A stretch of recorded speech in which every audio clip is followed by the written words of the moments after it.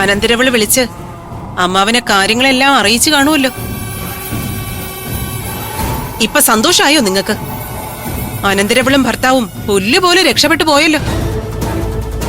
ഗൗതവും നിധി മാത്രമല്ല, നിന്റെ മോൾക്ക് അർഹിക്കാതെ കിട്ടിയൊരു ഭർത്താവുണ്ടല്ലോ, പ്രണവ്. അവനും രക്ഷപ്പെട്ടിട്ടുണ്ട്.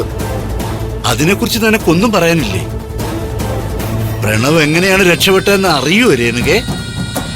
ആ പാവം നിധി അവളുടെ ജീവൻ പണയം വെച്ചിട്ടാ അവനെ രക്ഷിച്ചെടുത്തത്. എന്നിട്ട് അവൻ ചെയ്തതോ? കോടതി കയറി അന്തസ്സായിട്ട് മൊഴി മാറ്റി പറഞ്ഞു. കാര്യങ്ങളൊക്കെ അറിഞ്ഞിട്ട് തന്നെയാ ഞാനും നിൽക്കുന്നേ. ശുദ്ധ തെമ്മാടിത്തരമാണ് പ്രണവ് കാണിച്ചതെന്നേ ഞാനും പറയൂ. CKCയും ജ്യോതിർമയും അല്ല എന്നെ തട്ടിക്കൊണ്ടു പോയെന്ന് മാത്രം പറഞ്ഞാ പോരായിരുന്നു അവൻ. എന്നെ തട്ടിക്കൊണ്ടു പോയത് നിധിയും ഗൗതവും ചേർന്നാണെന്ന് കൂടി പറയണമായിരുന്നു. ആ പ്രണവ് ഒരു പാവമായി പോയി. അതുകൊണ്ടാ അവൻ രണ്ടെണ്ണത്തിന് വെറുതെ വിട്ടത്. അവൻ കാണിച്ച ഔദാര്യാണെന്ന് ഞാൻ പറയും. നിന്റെയൊക്കെ ബുദ്ധിയുടെ വലിപ്പം അങ്ങനെയൊക്കെ ചിന്തിക്കാൻ വേണ്ടിയേ വളർന്നിട്ടുള്ളൂ.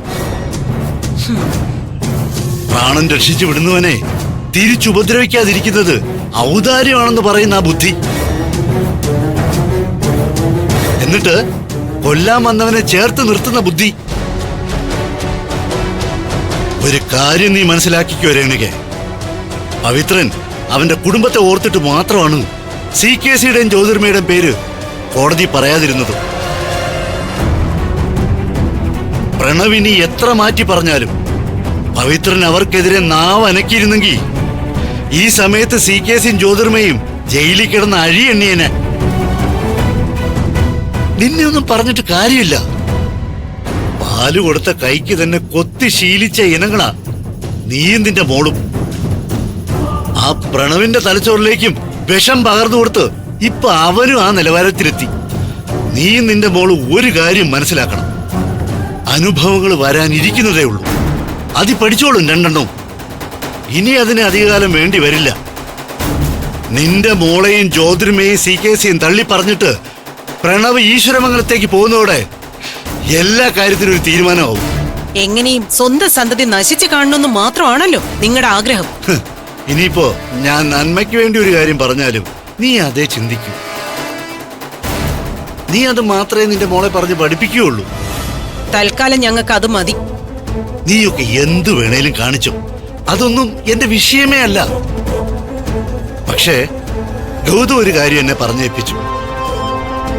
നിന്റെ മോളോട് പറയാൻ പറഞ്ഞതാ, പക്ഷേ അതിനെനിക്ക് മനസ്സ് വരാത്തോണ്ട് ഞാൻ നിന്നോട് പറഞ്ഞേക്കാം. എന്ത് കാര്യമാണാവോ മഹാനായ ഗൗതം പറഞ്ഞ് ഏൽപ്പിച്ചത്?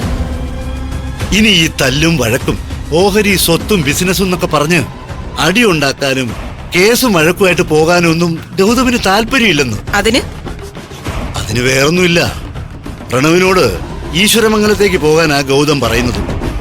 സർവ്വ സ്വത്തുക്കളും അവന്റെ പേരിൽ എഴുതി വെച്ചു കൊടുക്കാമെന്ന്. പിന്നെ ശിവാനി അങ്ങോട്ട് കയറ്റുന്ന കാര്യം അതിനുശേഷം ആലോചിച്ച് തീരുമാനിക്കാമെന്ന്. നിന്റെ മോളോട് പറ അവനെ കാര്യങ്ങൾ പറഞ്ഞ് മനസ്സിലാക്കാൻ. ചിലപ്പോ ഇതൊരു നല്ല വഴിയായിരിക്കും. ഒരൽപ്പം മനഃശുദ്ധിയോടെ അവിടെ ചെന്ന് ജീവിച്ചാൽ നിന്റെ മോൾക്കും ജീവിച്ചു പോകാം. കൊള്ളാം, ഈ തന്ത്രം നന്നായിട്ടുണ്ട്.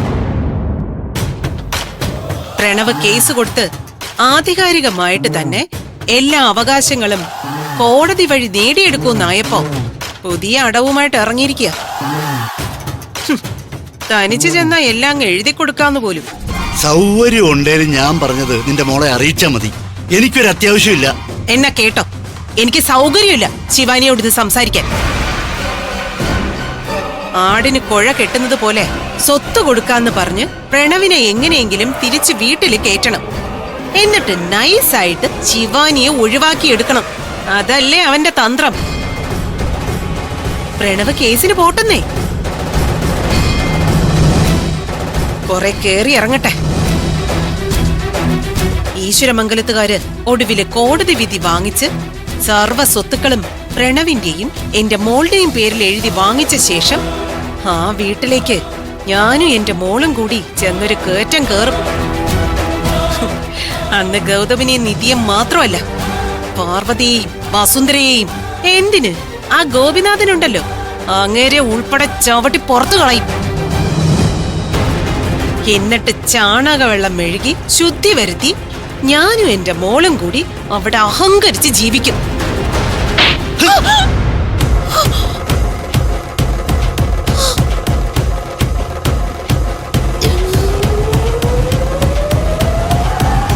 നീ പെറ്റതൊരു വിഷവിത്തിനെയാണ്. ആ വിത്തിനെ ഇരട്ടി വിഷം കുത്തിവെച്ച് ഈശ്വരമംഗലത്തിനെ തകർക്കാൻ നോക്കിയ നിന്നെ ഞാൻ വിഷം തന്നു കൊല്ലും.